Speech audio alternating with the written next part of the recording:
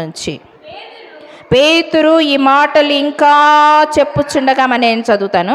పేతురు ఈ మాటలు ఇంకా చెప్పుచుండగా అతని బోధ విన్న వారందరి మీదికి పరిశుద్ధాత్మ దిగెను.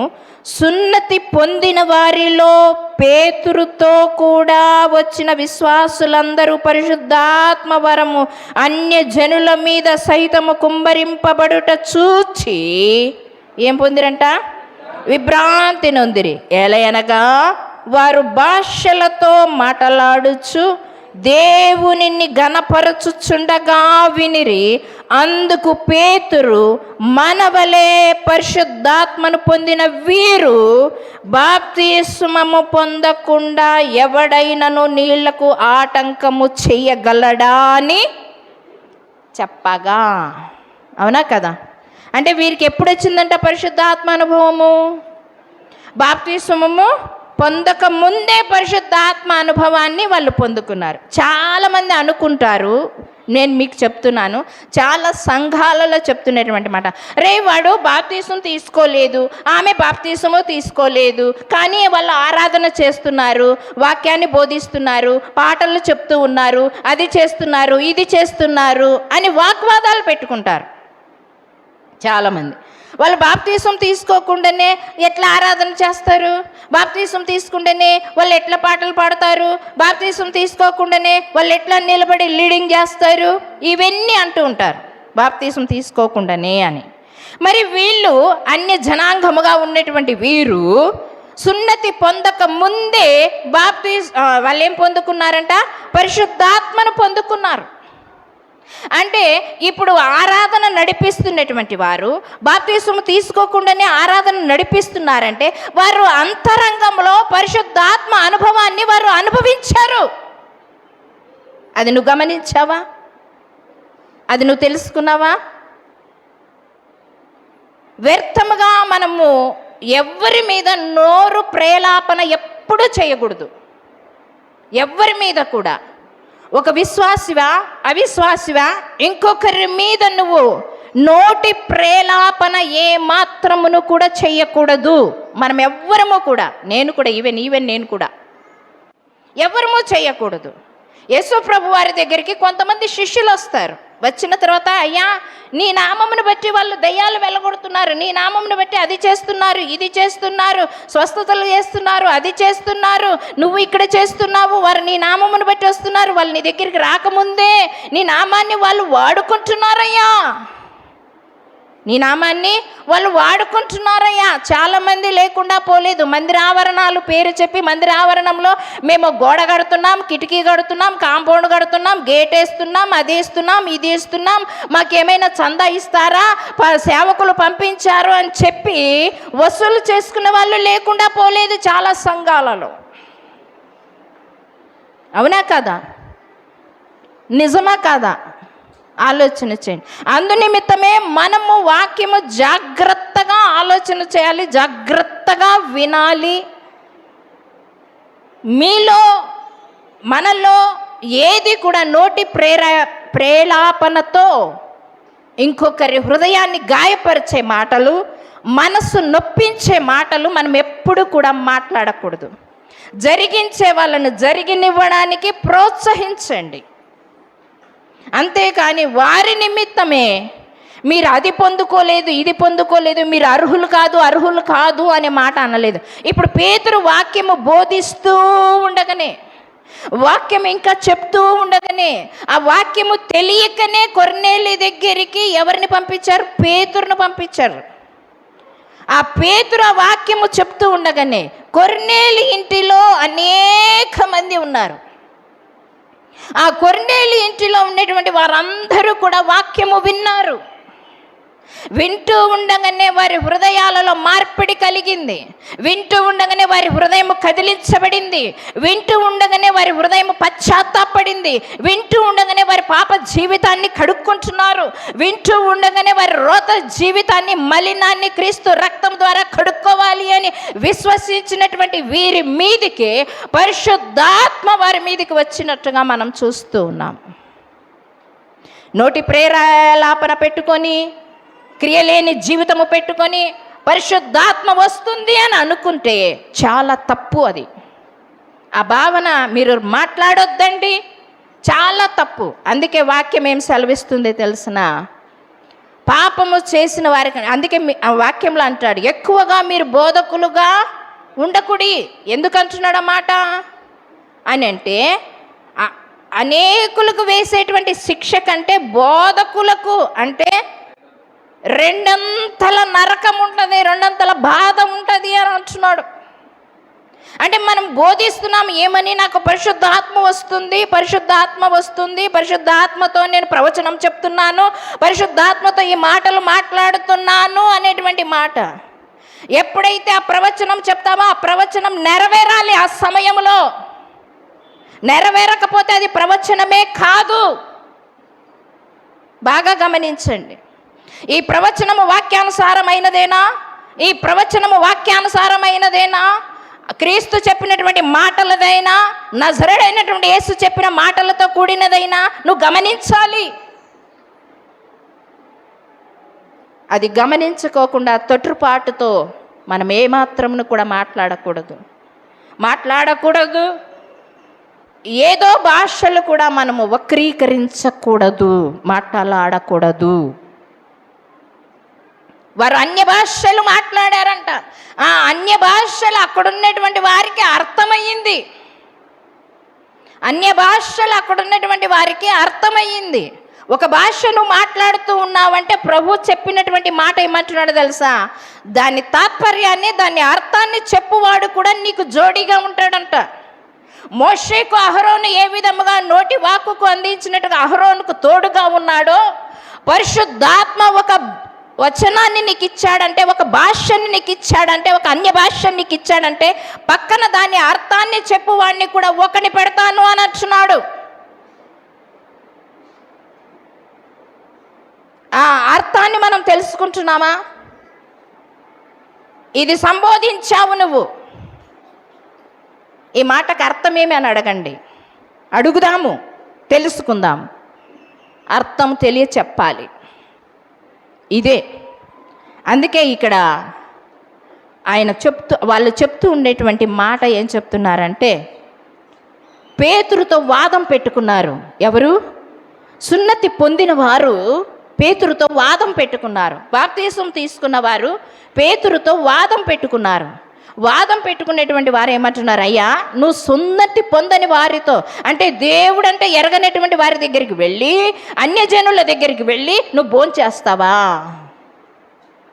వాళ్ళతో కలిసి నువ్వు తింటావా? నువ్వు ఒక యూదుడివే. యూదులు మనం అన్యులతో కలుసుకోవచ్చా? అన్యుల దగ్గర కూర్చొని భోంచేయచ్చా? అన్యులతో కలిసి సహవాసం చేయొచ్చా? అన్యులతో కలిసి నువ్వు మాట్లాడొచ్చా అని సున్నతి పొందిన వారు సున్నతి పొందని వారితో నువ్వు ఎట్లా చేస్తావని పేతురుతో వాగ్వాదం చేసినప్పుడు పేతురు చెప్తూ ఉన్నాడు, అయ్యా, నాకు మధ్యాహ్న కాల సమయమందు దర్శనము కలిగింది. మధ్యాహ్న కాల సమయమందు మేడగదిలోనికి వెళ్ళి నేను ప్రార్థన చేస్తూ ఉండగా, యూదుడనైనటువంటి నేను కాలాన్ని బట్టి, సమయాన్ని బట్టి నేను ప్రార్థనా గదికి వెళ్ళినప్పుడు, ఆ ప్రార్థనా గదిలో ఆకాశము నుండి నలుదిక్కుల నుంచి ఒక పాత్ర, అంటే ఒక పాత్రలో అనేకమైనటువంటి చతుస్పాద జంతువులు, పురుగులు, ఆకాశ పక్షులు, జలచరాలు అన్నీ కలిపినటువంటి ఆ పాత్ర నా ముందుకు దిగిందయ్యా. నేను ఆకలితో ఉన్నాను, శారీరకమైనటువంటి ఆకలితో ఉన్నాను, ఆత్మీయమైనటువంటి దాహముతో ఉన్నాను. ఆ దాహముతో ఉన్నటువంటి నేను ప్రార్థన చేస్తూ ఉండేటప్పుడు ఆకాశము నుండి చెంగు దిగినప్పుడు, ఆకాశము నుండి పాత్ర దిగినప్పుడు, ఆ పాత్రను చూసినప్పుడు, చతుస్పాద జంతువులన్నిటినీ చూసినప్పుడు నిషిద్ధమైనటువంటి వాటిని నేను తినను ప్రభు అని చెప్పాడు.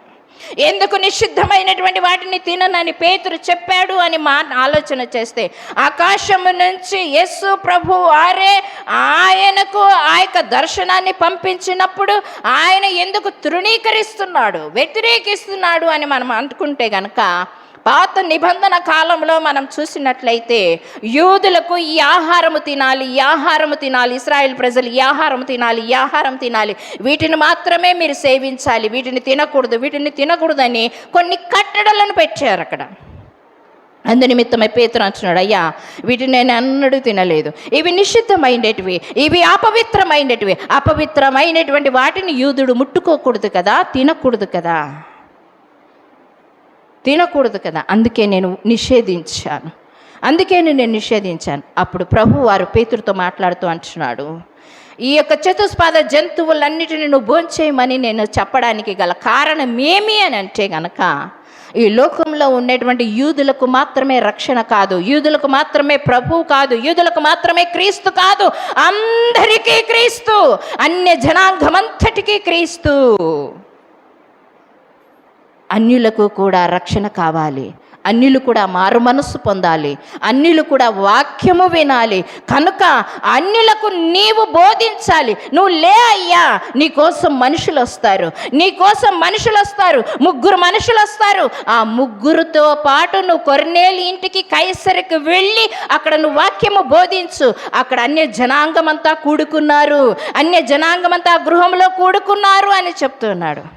నీవు గృహ కూడికను ఏర్పాటు చేసుకున్నప్పుడు, ప్రతి ఇంటిలో గృహ కూడికను ఏర్పాటు చేసుకుంటారు మీరు. ఆ గృహ కూడికను మీరు ఏర్పాటు చేసుకున్నప్పుడు ఆ గృహ కూడికలో నువ్వు అందరినీ పిలుస్తూ ఉన్నావా? సంఘాన్ని ఆహ్వానిస్తున్నావా? అన్యులను ఆహ్వానిస్తున్నావా?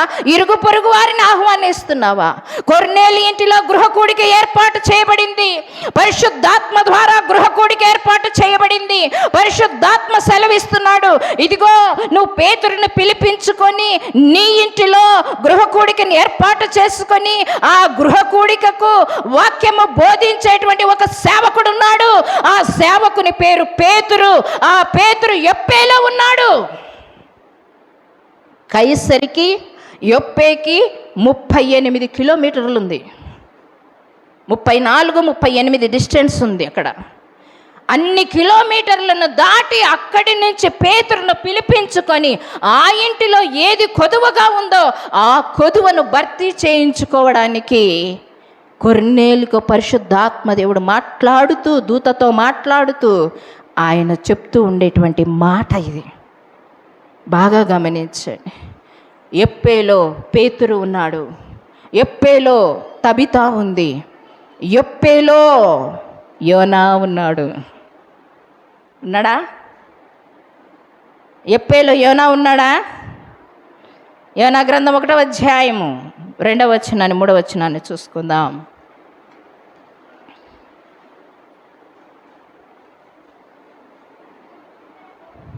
యోనా గ్రంథం 1వ అధ్యాయం 3వ వచనంలో చూసుకుందాం. 763 పేజీ నంబరు.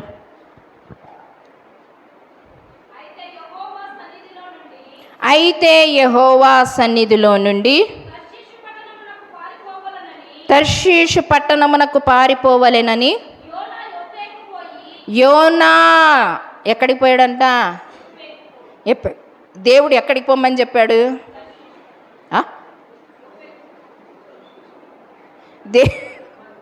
దేవుడు యోనాన్ని ఎక్కడికి పొమ్మని చెప్పాడమ్మా?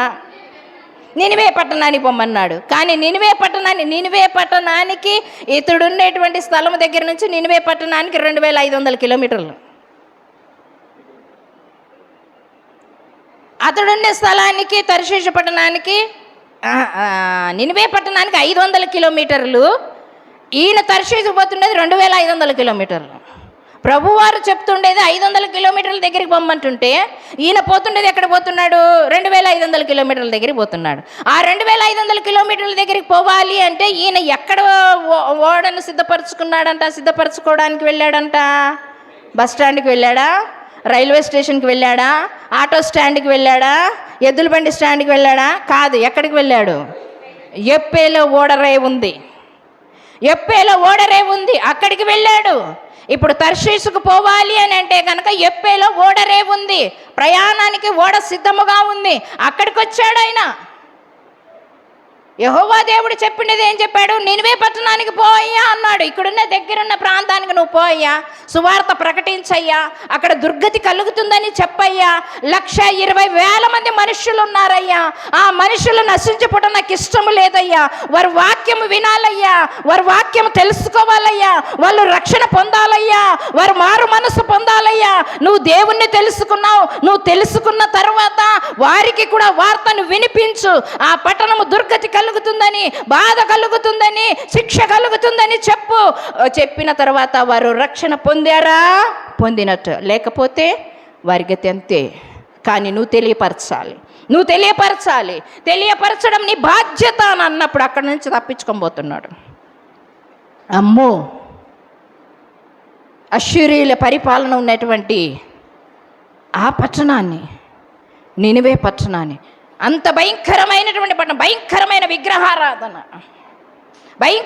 విగ్రహారాధన, గర్భిణీ స్త్రీలను సహితము కడుపును చీల్చి ఆ బిడ్డను తీసుకొని వాళ్ళు ఇట్లా ఎగిరేసి చంపేటువంటి వాళ్ళు. అటువంటి భయంకరమైనటువంటి వారి మధ్యలో యోనాను సువార్తను ప్రకటించమన్నప్పుడు యోనా వెనుకంజ వేశాడు. వాక్యం చెప్పలేక కాదు, ఆ ప్రజలకు భయపడి. కానీ దేవుడు అక్కడికే పంపించి నేను నీకు తోడుగా ఉన్నానయ్యా, ఇర్మియాకు తోడుగా ఉన్న రీతిగా, ఇర్మియాకు వాక్కునిచ్చిన రీతిగా నేను కూడా నీకున్నాను. నువ్వు వెళ్ళి ఆ పట్టణం నాశనము కాకుండా ఉండాలి అని అంటే నువ్వు వెళ్ళాలి. అందుకే అబ్రహాం అని అంటున్నాడు, సొదొమ గొమొర్రా పట్టణాన్ని నాశనం చేయడానికి వెళుతూ ఉండేటప్పుడు అబ్రహాం జ్ఞాపన ప్రార్థన చేస్తాడు. ఏమని ప్రార్థన చేస్తాడు? అయ్యా, ఆ పట్టణాన్ని నాశనం చేయొద్దయ్యా, ఆ పట్టణంలో 50 మంది నీతిమంతులు ఉన్నారేమో, 40 మంది నీతిమంతులు ఉన్నారేమో, 30 మంది నీతిమంతులు ఉన్నారేమో, 5 మంది నీతిమంతులు ఉన్నారేమో. అయ్యా, పట్టణాన్ని నాశనం చేయొద్దయ్యా అని అంటే దేవుడు అంటున్నాడు, ఆ పట్టణంలో ఎవ్వరూ నీతిమంతులు లేరు.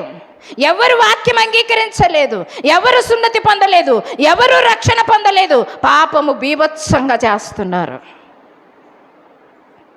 పాపము ప్రళయ తాండవం చేస్తూ ఉంది. పాపము బీభత్సంగా కదులుతూ ఉంది. అందునిమిత్తమే అక్కడ చెప్తూ ఉండేటువంటి మాట ఏమంటున్నాడంటే, అబ్రహాము విజ్ఞాపన ప్రార్థన చేసిన రీతిగా యోనాను దేవుడు ఏం చేస్తున్నాడు తెలుసా? నినివే పట్టణానికి పోయ్యా, 120,000 మంది ఉన్నారయ్యా అని అన్నప్పుడు యోనా వెళ్ళి మరలా తన తప్పు తెలుసుకొని, యోనా స్టోరీ అంతా మీకు తెలుసు. అది యోనా తన తప్పు తెలుసుకొని మరలా నినివే పట్టణానికి పోయి 3 రోజులు ప్రయాణం చేసేంత దినాన్ని ఒక్కరోజు ప్రయాణం చేసి ఆయన వాక్యాన్ని బోధించినప్పుడంతా అక్కడ కోళ్ళు సహితము, రాజులు సహితము, ఎద్దులు సహితము ఉపవాసం ఉండి దేవునికి ఏం చేశారంట? గోనె పట్ట కట్టుకొని, బూడిద పోసుకొని, తాము తగ్గించుకొని ప్రార్థన చేశారంట. ఆ దేవునికి స్తోత్రం. హల్లెలూయా. నిజంగా దేవుణ్ణి మేము తెలుసుకుంటున్నాం. ఇన్ని రోజుల నుంచి నీ తెలుసుకున్నది ఏది? యోనా ఒక్కరోజే వెళ్ళాడు, ఒక్కరోజే సువార్త ప్రకటించాడు. 120,000 మంది మారు మనస్సు పొందారు. తాము తగ్గించుకొని ఉపవాసం ఉండి గోనెపట్ట కట్టుకొని వాళ్ళు ప్రార్థన చేశారు. నువ్వు తెలుసుకున్నది ఏది? ఏం తెలుసుకుంటున్నావు? ప్రతి పునరుత్థాన దినమందు మందిరావరణానికి వచ్చి నువ్వు తెలుసుకున్నది ఏమి? నువ్వు అంగీకరించినది ఏమి? నీ మనస్సు మార్చుకున్నది ఏమి? నీ తలంపులు మార్చుకున్నది ఏమి? నీ ఆలోచనలు మార్చుకున్నది ఏమి? నీ క్రియను మార్చుకున్నది ఏది? నీ మాట తీరు మార్చుకున్నది ఏది? నినివే పట్టణంలో మార్చుకున్నారు, నినివే పట్టణంలో మారారు. మనం ఇంకా వ్యతిరేకతలే, సొనుగులే, ఒకరి మీద ఒకరి నిందలు, నేరారోపణలు. మానుకుందాం ఇవన్నీ మానుకుందాము, ఇవన్నీ వదిలిపెడదాము. దేవుడు చెప్తున్నాడు ఈరోజు, వదిలిపెట్టేయి. ఒకరి మీద నేరారోపణ చేయొద్దు, ఒకరిని అనుమానంగా మాట్లాడొద్దు, నువ్వు నిందలు వేయొద్దు. నువ్వు చాలా తప్పు సుమా, చాలా తప్పు. ఇక్కడ చెప్తూ ఉండేటువంటి మాట, పేతురు సున్నతి పొందిన వారు వాగ్వాదం చేసినప్పుడు ప్రభువుని తెలుసుకున్న, నీకు అన్నీ తెలుసని నువ్వు అనుకోవచ్చు. మనకి ఏమీ తెలియదు. అన్నీ తెలుసుకున్న వానికి ఏమీ తెలియదు. నాకు అన్నీ తెలుసు అన్న విర్రవీగినటువంటి వానికి ఏమీ తెలియదంట. బాగా గమనించండి, బాగా ఆలోచన చేయండి. అదే ఎప్పేలో పేతురున్నాడు. పేతురు మెడగదిలోనికి వెళ్ళి ప్రార్థన చేస్తున్నాడు. అదే ఎప్పేలో తబిత ఉంది, విశ్వాసపరురాలైనటువంటి ఆమె, విశ్వాస వీర వనిత ఆమె. విశ్వాస వీరుల జాబితాలలో ఉన్నటువంటి ఈమె తబిత. ఈ తబిత, నేను అంటున్నాను, ఈ తబిత సంఘములో ఒక ఉపయోగకరముగా ఉంది, సంఘములో ఒక బాధ్యతను చేపట్టింది. బాగా వినండి మీరు. మీ వాక్యము లోతుగా వెళ్ళినప్పుడు పరిశుద్ధాత్ముడు మనతో మాట్లాడుతున్నాడని మనం విశ్వసించాలి, నమ్మాలి. ఆమె తబిత అనేటువంటి ఒక స్త్రీ, కేవలము ఒక సూదితో మిషన్ కుడుతూ ఉండేటువంటి ఒక స్త్రీ సంఘములో ఒక బాధ్యతను తీసుకుంది. సంఘం పరిచారకురాలుగా ఉంది. ఈమె ఏమి తీసుకుంది తెలుసా? ఆ సంఘానికి వస్తున్నటువంటి విధవరాండ్లకు, ఆ సంఘానికి వస్తున్నటువంటి అనాథలకు, ఆ సంఘానికి వస్తున్న పేదవారికి తన మిషన్ కుట్టుతో వస్త్రాలను కుట్టి వాళ్ళకి ఇస్తూ ఉండేదంట. ఎప్పుడైతే బ్లౌజులు కుడుతుందో, ఎప్పుడైతే పిట్టికోట్స్ కుడుతుందో, ఎప్పుడైతే శారీస్ కుడుతుందో, ఆ వచ్చినటువంటి డబ్బునంతా తీసుకొని ఆమెకు తగినంత పెట్టుకొని మిగతాదంతా కూడా విధవరాండ్లకు ఏం చేస్తుందంట? సహాయము చేస్తూ వచ్చిందంట. సహాయము చేస్తూ వచ్చింది. ఆ వచ్చినటువంటి ఆమె సడన్గా నిద్రించింది, సడన్గా చనిపోయింది. చనిపోయిన వెంటనే వారిలో ఉన్నటువంటి కొందరు పేతురు దగ్గరికి, పేతురు ఎప్పేలో ఉన్నాడని తెలుసుకున్నటువంటి వార్తను విన్నటువంటి వీరు పేతురు దగ్గరికి వర్తమానాన్ని పంపించి పేతురుని పిలిపిస్తారు. పిలిపించిన తర్వాత మరణించినటువంటి ఆమెకి భూస్థాపిత కార్యక్రమం చేశాడా? మరణించినటువంటి ఆమె కార్యక్రమాలన్నీ చేయాల్సినటువంటి చేశాడా? లేదు. వారు చెప్పే మాటలన్నీ విన్నాడు. ఏమని విన్నాడు తెలుసా? అయ్యా, పేతురు దగ్గరికి అందరూ వచ్చారు, సహాయము పొందిన వారందరూ పేతురు దగ్గరికి వచ్చారు.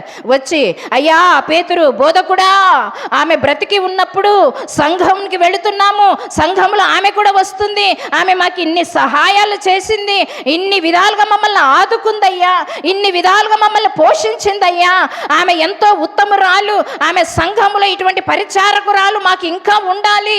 ఇప్పుడే ఆమె కాలం చేసిందయ్యా, అప్పుడే ఆమె కాలం చేసిందయ్యా, ఆమెకి ఎంతో వయసు లేదయ్యా, ఆమెకి ఎంతో వయసు అయిపోలేదయ్యా, ఆమె వృద్ధాప్యానికి రాలేదయ్యా, ఆమె వృద్ధాప్యానికి రాలేదయ్యా, అప్పుడే కాలం చేసిందయ్యా, అప్పుడే కాలం చేసింది అని పేతురు దగ్గరికి వచ్చి అందరూ విన్నవించుకుంటున్నారు.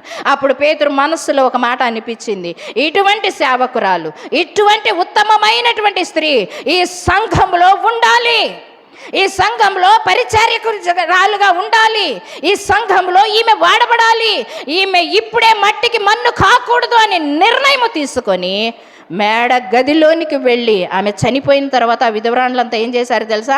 ఆమెకు స్నానం చేయించి బయట పడుకోబెట్టలే. పడుకోబెట్టారంట?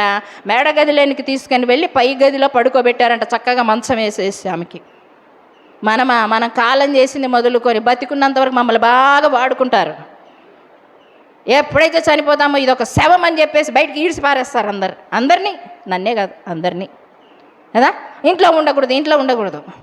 ఆమెనే కష్టపడి ఇండ్లు కట్టింటుంది, ఆయనే కష్టపడి ఇండ్లు కట్టింటాడు, చెమటోర్చి ఎంతో కష్టపడి రాయికి రాయి చేర్చి పిల్లకు పిల్ల చేర్చి ఎంతో కష్టపడింటాడు. ఆ కష్టపడిన వ్యక్తి చనిపోయిన తర్వాత ఇంట్లో ఉండకూడదా? ఎత్తండి, బయటకి ఎత్తండి, వరండాలో పెట్టండి, బయట పెట్టండి, రోడ్డు మీద పెట్టండి. ఎందుకమ్మా? కేవలం ఒక ఆత్మ పోయిన వెంటనే, ఈ జీవము పోయిన వెంటనే ఈ శరీరాన్ని ఎక్కడికి ఇడుస్తున్నారు? బయటకి ఇడుస్తున్నారు. మరి వాళ్ళు ఎందుకు ఇడచలేదు బయటికి? చక్కగా మేడగదిలో పైన పెట్టుకున్నారు. కింద చనిపోయింటే ఆమె ఎక్కడ పెట్టుకున్నారు? పైన మేడగదిలో పెట్టుకున్నారు. మేడగదిలో పెట్టుకునేటువంటి ఈమెకు పేతురు చెప్పిన తర్వాత పేతురు వెంటనే మేడగదిలోనికి వెళ్ళి ఆయన మోకాళ్ళుని ప్రార్థన చేసి తబిత లెమ్మని చెప్పగానే ఆమె దిగ్గున లేచిందంట. దేవునికి స్తోత్రం, హల్లెలూయా. ఆమెను మేడగదిలో నుంచి కిందికి తీసుకొని వచ్చి ఎవరెవరైతే సహాయాన్ని పొందారో, ఇదిగో అమ్మా మీ పరిచారకురాలు. ఒకవేళ మీకు ఉదాహరణ చెప్తాను, ఒకవేళ మీ సేవకుడు మరణిస్తే, మీ సేవకుడు నిద్రిస్తే మీరు కూర్చొని ప్రార్థన చేస్తారా? తీసుకుపోయి పెట్టెలు పారేస్తారా? అబ్బో, అంత భక్తిపరులమా మనము? ప్రార్థన చేస్తావు ఎంతసేపు? రాత్రంతా భజన చేస్తావు, రాత్రంతా చేస్తావు, పొద్దునకి తీసుకుపోవలసిందే. కానీ పేతురులాగా కనిపెట్టి మా సేవకుడిని లేపనేంత ప్రార్థన మనం చేస్తామా? చెయ్యి, అవునా కదా? కానీ పేతురు ఏం చేశాడంట? ప్రార్థన చేసి తబితాను లేపి, ఈ సంఘములో ఈ పరిచారకురాలు ఉండాలి అని చెప్పేసి ఆమెను లేపుకొని వచ్చి ఏం చేశాడంట? సజీవముగా లేపుకొని వచ్చి అంటే మళ్ళీ వేరేది అర్థం చేసుకున్నారు మీరు. సజీవముగా లేపుకొని వచ్చి ఆ విధవరాండ్లకు ఆమెని అప్పగించాడు. ఇదే ఎప్పేలోనే యోనా ఓడెక్కాడు. ఇదే ఎప్పేలోనో పేతురు ఏం చేశాడు? దర్శనాన్ని పొందుకున్నాడు. ఇదే ఎప్పేలో మరణము సహితము జీవము లేక వచ్చింది. ఈ ఎప్పే నుంచి కొర్నేలుతో దేవుడు చెప్తూ ఉన్నాడు, ఎప్పే నుంచి నువ్వు మనుషులను, పేతురుని పిలిపించుకో, నువ్వు మనుషులను పంపించి పేతురుని పిలిపించుకో, నీ ఇంటికి కావలసిన వర్తమానం దేవుడు నీకు పేతురు ద్వారా అందిస్తాడు అని చెప్పినప్పుడు అంట కొర్నేలు ఏం చేశాడో తెలుసా? బాగా వినండి, స్టోరీ ఇంకా ఉంది చాలా. ఆ కొర్నేలు ఏం చేశాడో తెలుసా? 3 మనుషుల్ని ఏర్పాటు చేసుకున్నాడు. ఎవరా 3 అని మనం ఆలోచన చేస్తే, తన ఇంటిలో పని చేస్తున్నటువంటి వారిని 2, 100 మంది సైనికులలో భక్తుడుగా ఉన్నటువంటి ఒక సైనికుణ్ణి. ఎంతమందిని? తన ఇంటిలో పని చేస్తున్నటువంటి వారిని 2, తన ఇంటిలో పనిచేస్తున్న వారిని 2, ఇంకొకరిని తన సైన్యములో, ఈయన శతాధిపతి అంటే నేను చెప్పాను కదా 100 మందికి అధిపతి ఈయన. ఆ 100 మందిలో భక్తి పరుడైనటువంటి ఒక సైనికుడిని తీసుకొని వచ్చి ఈ 3 కలిపి కైసరు నుంచి ఎక్కడికి పంపించాడంట? ఎప్పేకి పంపించాడంట. ఆ ఎప్పేకి పంపించినప్పుడు ఎప్పే దగ్గర పేతురుతో ఈ యొక్క కొర్నేలు గురించి చెప్తున్నటువంటి సాక్ష్యం విందాం మనం. అపోస్తల కార్యం 10వ అధ్యాయము 22వ వచనం అనుకుంటా, చూడండి. అమ్మా ఉండమ్మా, తీసుకొని వాళ్ళంతా. అపోస్తల కార్యము 10వ అధ్యాయము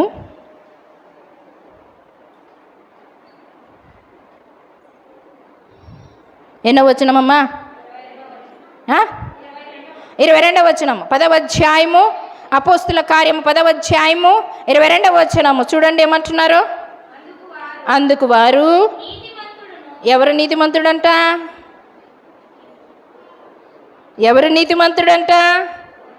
కొర్నేలి. ఎవరు చెప్తున్నారు ఈ మాట?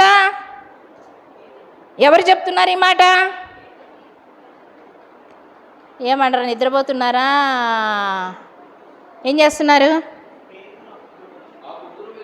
పేతురుతో ఆ 3 మనుష్యులు ఎవరి గురించి సాక్ష్యం చెప్తున్నారు? కొర్నేలు గురించి సాక్ష్యం చెప్తున్నారు. వింటున్నారా? మేల్కొని ఉన్నారా? నిద్రపోతున్నారా? వింటున్నారు కదా? ఏమీ పలకరీలు. వింటున్నారా? మరి ఎందుకు చెప్పుకోకుండా ఉన్నారు ఇక్కడ? ఎవరితో చెప్తున్నారు? ఈ 3 వెళ్ళారు కదా ఎక్కడికి? ఎప్పే దగ్గరికి, పేతురు దగ్గరికి వెళ్ళారు. ఆ పేతురు దగ్గరికి ఈ 3 ఎవరి గురించి సాక్ష్యం చెప్తున్నాడు? వారి యజమానుడి గురించి సాక్ష్యం చెప్తున్నాడు. ఆ యజమానుడు ఎవరు? కొర్నేలు గురించి పనివారు ఎవరికి చెప్తున్నారు? బోధకునికి చెప్తున్నారు. ఏమని చెప్తున్నారు? విందాం ఒక్కొక్కటి. నీతిమంతుడును ఎవరికి భయపడేవాడంట? మనుషులకు భయపడ్డా? దేవునికి భయపడ్డా? సైనికులకు భయపడ్డా? పనివారికి భయపడ్డా? పరిచారకులకు భయపడ్డా? పనివారికి భయపడ్డా? దేవునికి భయపడ్డాడు. ఎవరు? కొర్నేలి. నీతిమంతుడు ప్లస్ దేవునికి భయపడినవాడు ప్లస్ యూదా జనులందరి వలన మంచి పేరు పొందినవాడు. ఏం పేరంట? చెడ్డ పేరా మంచి పేరా? ఎవరి వలన? యూదా జనాంగమంతా ఎవరు? యూదా జనాంగమంతా ఎవరు?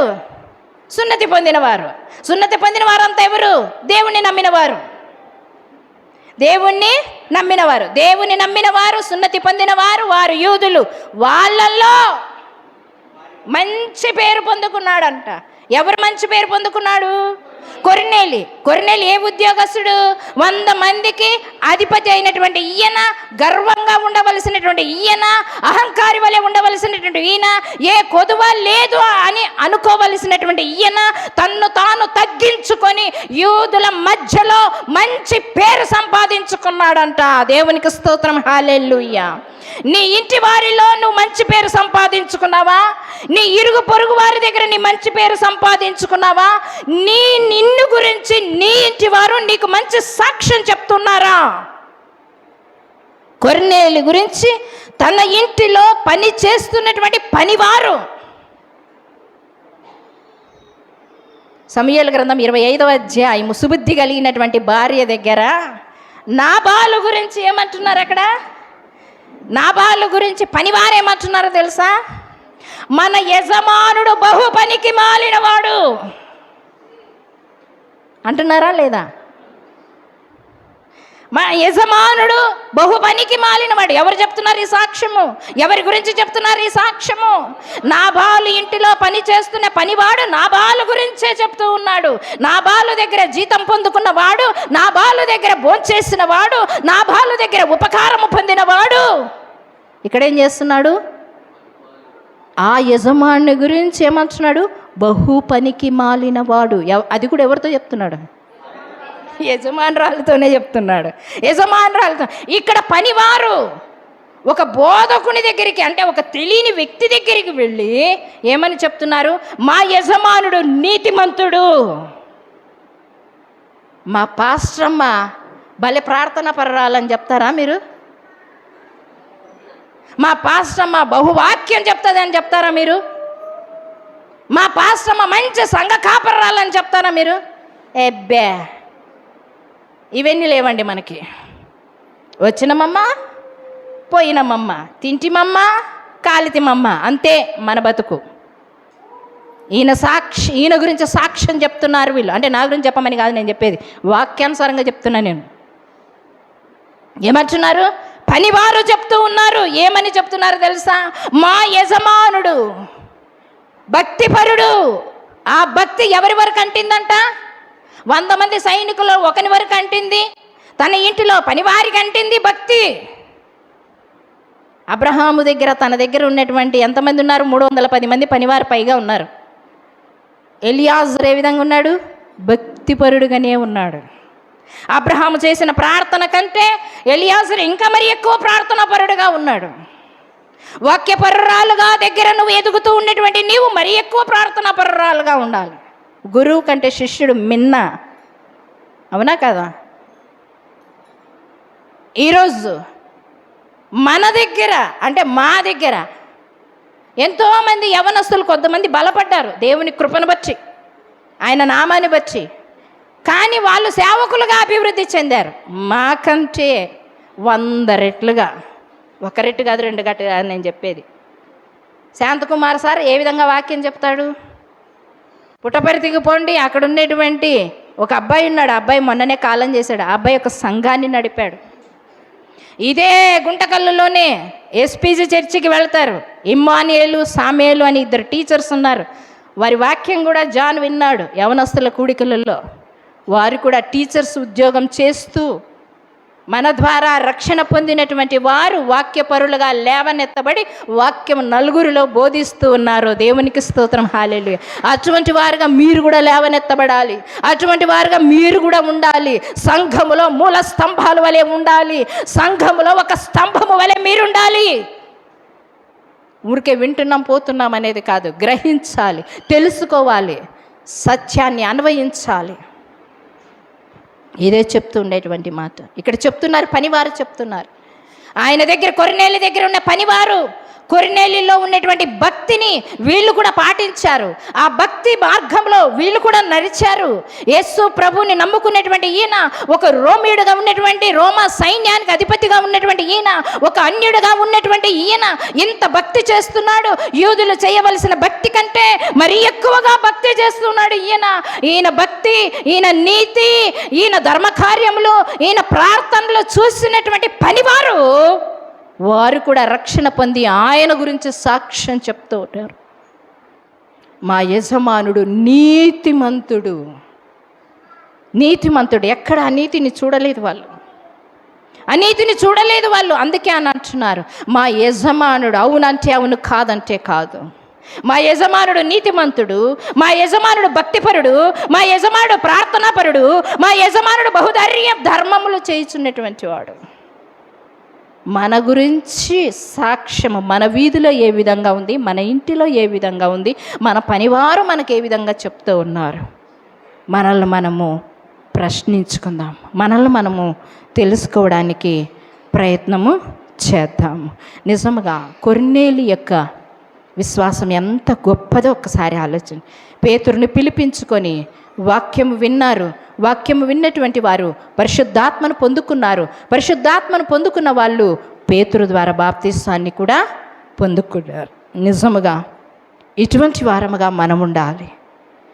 పితరులు చెప్పే రీతిగా మనం ఉండకూడదు, వేషధారణ జీవితం మనకు ఉండకూడదు. అవన్నీ వద్దు, మనం కట్టి పెడదాం, వదిలివేద్దాం, వెనకటికి వేద్దాం, ముందుకు సాగుదాం. దేవుడి కొద్ది మాటలు దీవించి ఆశీర్వదించును గాక.